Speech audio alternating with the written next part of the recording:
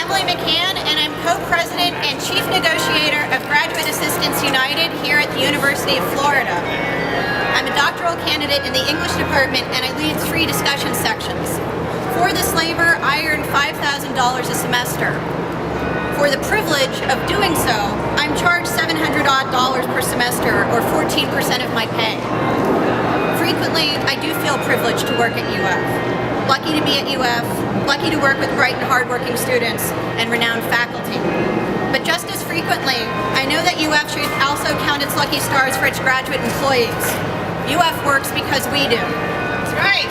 So, what is it that we do? We teach classes. Introductory classes, large classes, but also upper division courses. I've taught, designed, and delivered instruction in an upper division course, and so has my co-president, Kevin Funk. We also do a large amount of the research that drives research dollars to this university. A lot of what makes UF great in terms of the quality of its instruction and research happens through graduate employee labor. So, this is what we do.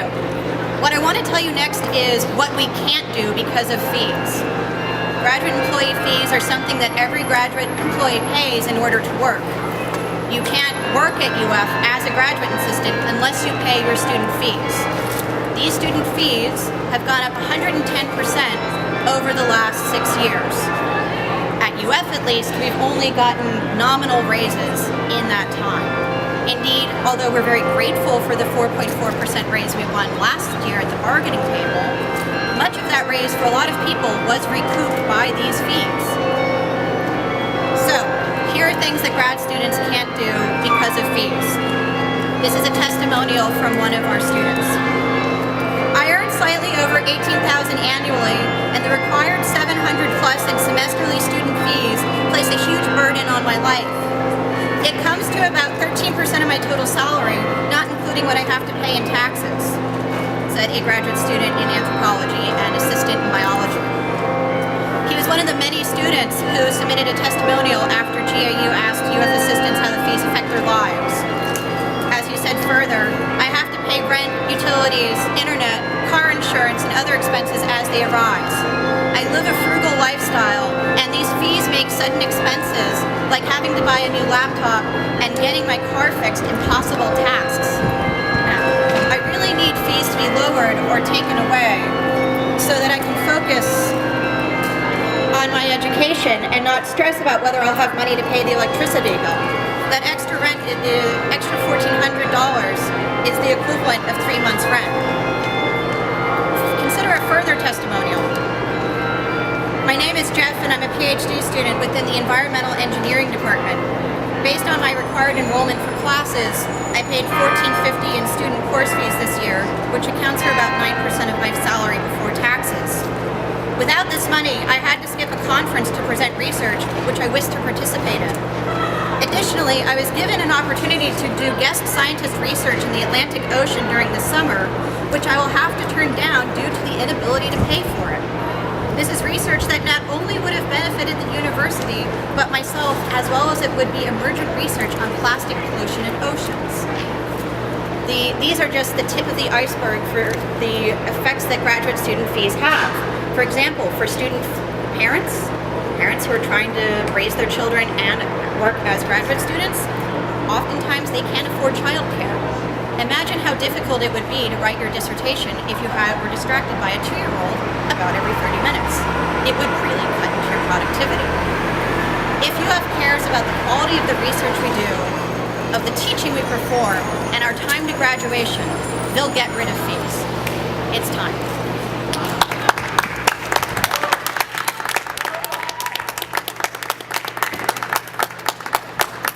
Thank you, Emily. Can you hear me? No? How about now? No. No? It was up a minute ago. This is the First start coming. Yes.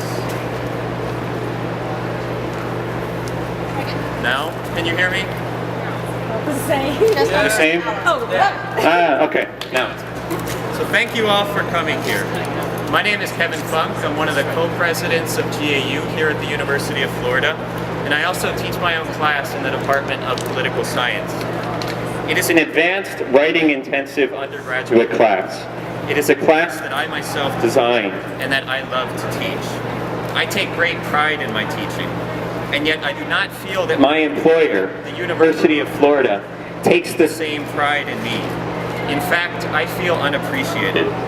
I feel unappreciated because while the University of Florida administration cannot stop talking about the campaign to become a top 10 public university, it has nothing to say about the fact that graduate assistants must skip academic conferences and fall behind in paying the rent just so they can pay fees back to the university. UF tells us that they don't have the money to offer us fee relief, but that's just not true. When UF decides to give administrators, such as Provost Joe Glover, a $50,000 raise, is it ever unable to find the money?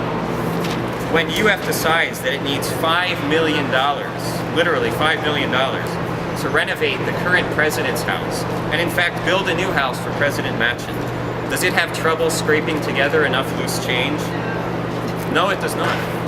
Last night, in fact, I visited the official website of UF Rising, the site of the university's campaign to become a top 10 public university. The very first lines of that website read, and I quote, "UF has more than a goal to establish itself as one of the nation's best public research universities. It has a plan. It's backed by nearly $1 billion. But apparently, we are not part of that plan. It's really a simple question of priorities. And the fact is that we are not a priority for them. I sincerely hope that UF becomes a top 10 public university. But UF's rising fortunes should lift all of our boats. Right now, unfortunately, our boats are sinking due to the fees that we must pay. I want to close with a clear message to President Machen and the rest of the UF administration. You will not build a top 10 university on the backs of underpaid and overworked graduate assistants. In fact, at the University of California, Berkeley, the #1 public university in the United States, graduate assistants are exempt from paying fees.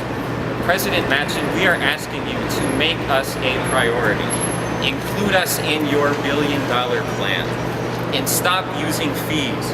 Stop making us pay fees and pushing us below the poverty line. Thank you.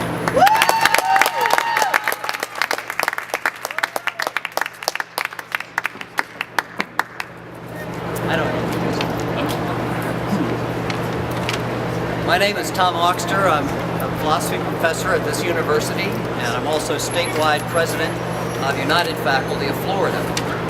And I must say that it's happened all across the state, and especially at UF, that we have put our graduate assistants at a very great disadvantage by multiplying the kinds of fees that we have and adding them on every semester. $700 a semester is an outrageous amount to come out of your paycheck in order to subsidize the University of Florida. It shouldn't need that kind of assistance in order to operate. We all know there are funds available. This is not the kind of... we all know that there's money available to cover these expenses. That's all right.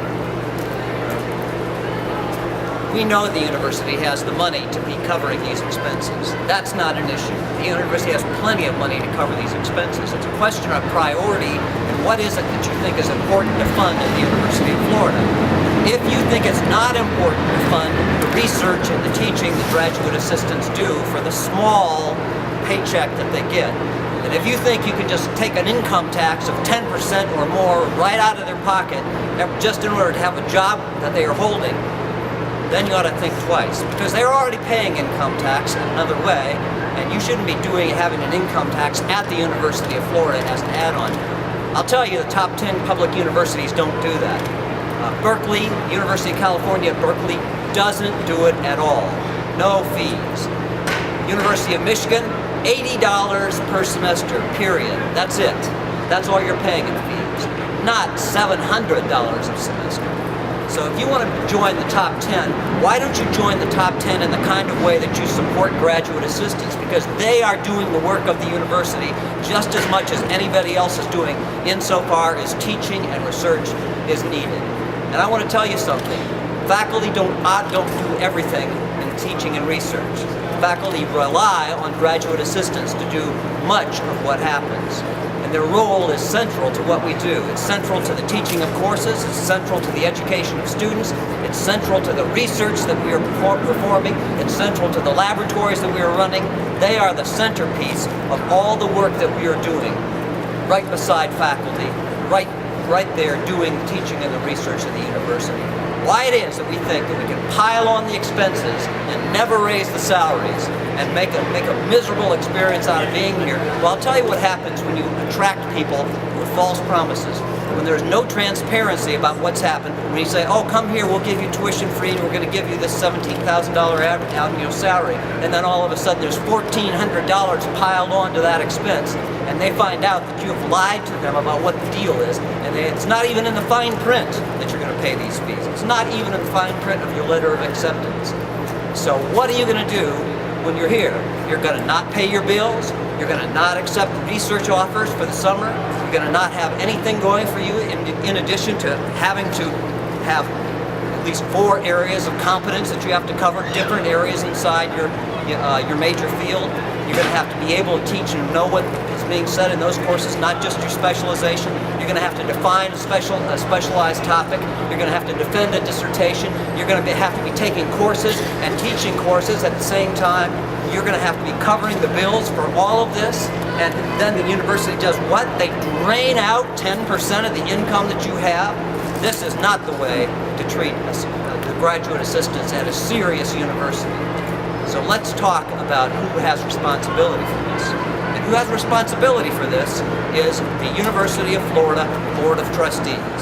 And if they're always saying, oh, we're trying to make it into the top 10, if you want to make it into the top 10, why don't you support graduate assistants in a way that is typical of the top 10 and not punish them and drive them away if in fact they can't make all the conditions of work that you have made impossible for them to cover. They shouldn't have to borrow even more money after their undergraduate education in order to subsidize this, and sometimes it's not even possible to borrow more money after that. So I call on the Board of Trustees to end fees now. We need to be serious about being a top 10 university if we're going to give lip service to it. End fees now. This month, over 2,000 graduate employees at USF will scrape the bottom of their empty checking accounts or charge their high-interest credit cards to pay their university fees, which can cost almost $1,000. The average PhD student at USF earns $7,000 per semester and will pay an average of $800 in fees, or roughly 12% of their income. Because of fees, graduate assistants often take dire measures just to make ends meet. Here's what one graduate assistant does to make her payments. I'm one of those graduate students who lives without the aid of a student loan, so each semester my stipend is what pays those fees. Sometimes it takes me the better part of the semester to clear the bill, paying $50 or $75 at a time because it's all I can afford. It also means I always end up paying the $100 late fee because I can't clear the account in time for the deadline. I live paycheck to paycheck with extreme budgeting, 2 weeks at a time with little room to make savings. Some graduate employees earn so little that they qualify for state assistance. Another graduate employee told us, I'm a first-generation college graduate from a low-income family. I struggle to pay even the most basic expenses each month without my graduate assistantship. I'm currently on food stamps. In fact, I qualified for expedited food stamps due to the low income I received from my GA stipend. Stories like this are not uncommon. Because of fees, graduate employees don't get the chance to present their research at conferences. Can you imagine spending sleepless nights in the lab analyzing data, writing research reports, or doing field work, and then missing the opportunity to present your research at a conference? One GA from USF said, I've been skipping meals both on campus and home in order to ensure I have enough money to pay the bills as well as childcare. The on-campus childcare is totally inadequate, so I have to pay for it out of pocket when my partner travels for work. It is highly unlikely that I'll be able to afford to attend any conferences this year because my fees at USF eat up 1.5 paychecks. We are talented, dedicated teachers, researchers, scientists, and educators, and we do it all with love. We love our universities and our professions, and we serve our state with dedication and excellence. We love our students' electric enthusiasm. We love staying up late grading their midterms, and we love pulling all-nighters in our lab. We love poring over spreadsheets and carefully analyzing statistical output. We love properly labeling our axes, and we love precise, deliberate rhetoric. We love USF, and it's time for USF to love us back. USF works because we do, and it's time for USF to end graduate employee fees.